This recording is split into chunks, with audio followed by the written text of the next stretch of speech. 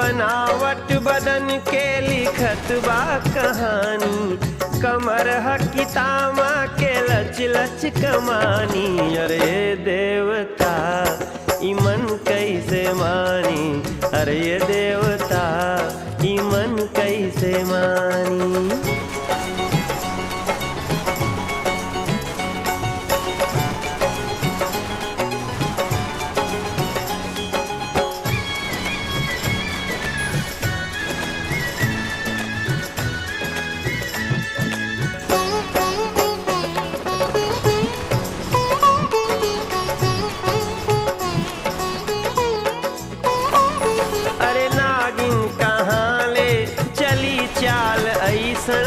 जवानी तो हर बाटे बस तोहरे जैसन,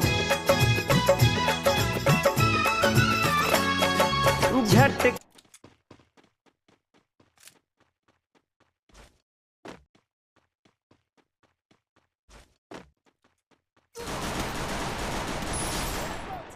Good job.